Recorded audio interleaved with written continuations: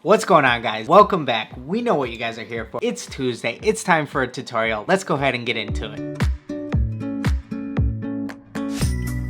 Today, we're going to be talking about one of the most difficult things when it comes to painting, but yet one of the most rewarding when it finally all comes together. That's right, we're talking about portraits. We don't make mistakes. We have happy accidents. So today, let's have a happy accident. I'm going to be doing a Dennis Rodman portrait on these Nike Air Darwins that Rodman used to actually wear back in his days with the Bulls. I've already decked these out with a full Bulls theme featuring those classic black jerseys with the red pinstripes. So one of the only TV shows that I actually pay attention to is a tattoo competition called Ink Master. Week to week they'll have a different theme to the episode where they're focusing on a different subject, but when it comes to portrait week, the judges always know that that's going to be one of the most difficult weeks for the artist. The judges tend to come down really hard on the artist during this week. My face looks bigger than what it is. I just look different.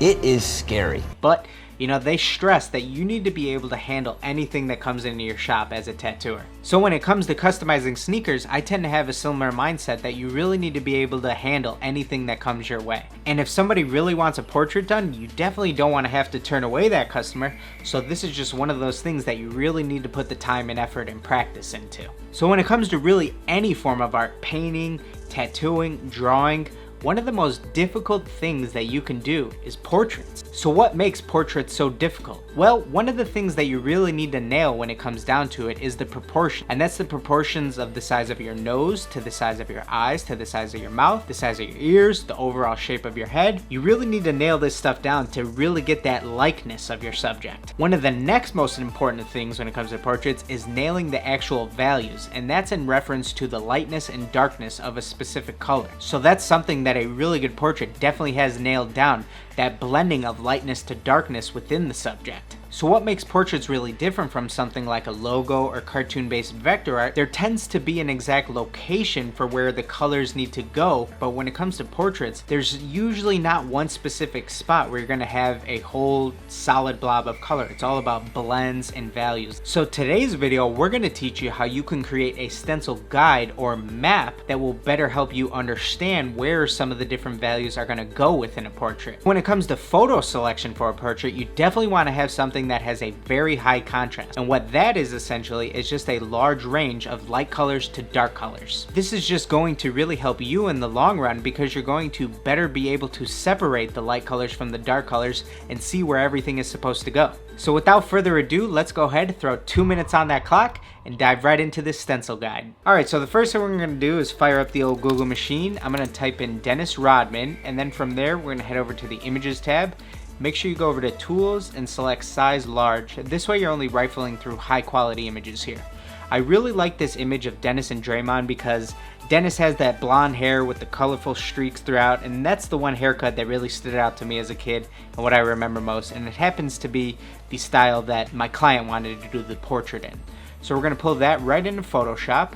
We're just going to go ahead and crop away Draymond. So the next thing that we need to do is just isolate our subject. And there's a million different ways that you can do this within Photoshop. A lot of people are really comfortable with the pen tool for doing something like this. I like to just use the polygonal lasso tool, and we're just really simply just going to click all the way around our subject so that we can isolate him from the background. Okay, so now that we have our subject selected, we're just going to do a layer via copy. And now we have Dennis isolated on his own layer. If you turn off this background layer, you can see here he is all by himself. So if we go up to Image, Adjustments, and Threshold now, you'll see it converts him into just a black and white image. And if you play with this slider, you'll see it just adds a little bit more black or takes away a little bit more. So I like somewhere around 78 or so. The reason I like that is because it's just enough, because you get all the main features, the eyes, the nose, the mouth, the jawline, you know, the deep shadows that are captured on the right side of his face. You get some of the shadows within his ear. It's just enough. So you can play that kind of to your own liking. What we're going to do after that is go up to Select, Color Range, and we're just going to use the eyedropper, select the color white. I have this slider turned all the way up so that it captures all the white, and we're just going to delete that. And now you'll see we have the black completely on its own layer if you toggle that on and off. And now we've essentially created this map or this stencil that we're going to be using. So now we just need to go ahead and save this image, and we're going to pull it up into our stencil cutting program. Okay, so I like to use Silhouette Studio, so we're just gonna go ahead, pull up our image, we're gonna head over to the trace panel, and we're gonna do a select trace area right around our subject. And then what you're gonna do here is you need to turn up the threshold a little bit more so it can capture as much of the black as possible. And so you see, as you turn that up, a little bit more yellow starts to fill in because it's trying to capture as much of that black as possible. So I'm happy somewhere around 70-ish. That looks good. We're gonna trace that, pull away our image, delete that. So now we're just gonna measure out exactly how big we want this stencil to go on our shoe. We're gonna size it up correctly in our program. Then from there, you're just gonna transfer this stencil onto your shoe, spray some black, and voila, you've created a single layer portrait stencil. Alright, so now that we have that done, I want to extend this tutorial just a little bit further. So what we've created so far, in my opinion, is something that I would almost consider along the lines of like a spray paint stencil. This is where you're using just one color up against the background to try to capture just enough details to tell that it's your subject. Or, like I said, it's also a great map for you to then build a further color portrait on top of. So to expand upon this a little bit further, let's go ahead and dive back into some Photoshop. Okay, so we're gonna go back to our original layer where we created Dennis isolated from the background, and we wanna create 5 duplicates of this layer.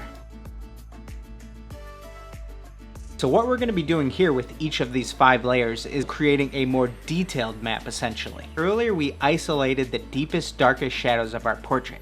But now what we're gonna do with some of the other layers is isolate some of the midtones and the highlights of our portrait. So what we did earlier was use a threshold level of about 77 to capture the deepest shadows within this portrait. What we're gonna do on the next layer is select a higher threshold level to capture some of the midtones beyond the shadows. So if we do a threshold level of somewhere around 105 or so, we're gonna start to capture some of the tones beyond the deepest shadows. Next, let's do a select color range and delete the white from this layer.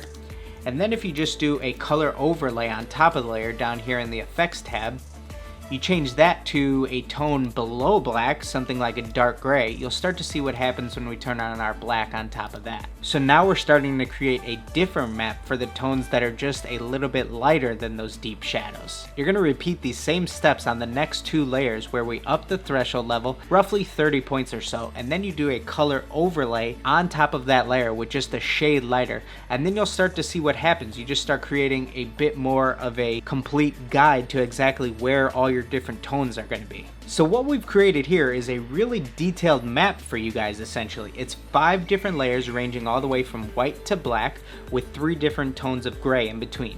And what each of these layers is doing essentially is showing you a different value or a different way that light is affecting the subject. It's showing you where your highlights are, where your midtones are, and where your shadows are. This is something that really helped me better understand portraits and exactly how they come together. What it is essentially is just different values of color. So you get to see, how color changes from light to dark, and it's all based upon how light is hitting a subject. So what makes portraits so unique is there's so many different things going on with the face. You have so many different areas that stick out, are sunken in. Your nose is further out, your eyes are further in, your ears stick out different ways, you have your jawline extended beyond your neck, which creates a shadow below that, and there's just so many different ways that light hits your face. Typically your forehead is a little bit shinier, a lot of people have oil on their skin, so that creates highlights on there. You usually have highlights on the bridge of your nose, whereas your nostrils tend to have some deeper, darker shadows. Looking at the ear of our subject here, you can tell there's so many different tones in that tiny area alone. So portraits can be totally overwhelming, but this is something that just gives you a great guide on what you're actually looking at.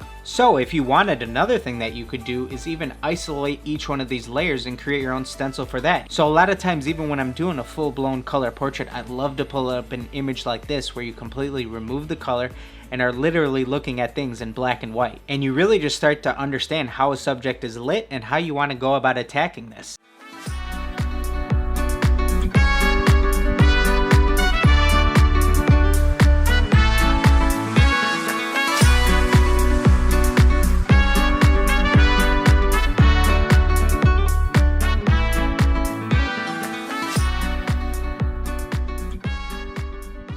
So the whole part of this process that definitely works the best for me is just that initial step that we took of isolating the deepest, darkest shadows within this subject. Not only does it give us the shadows, but it really helps us establish the proportions within this portrait, and that is by far the most important thing when it comes to portraits.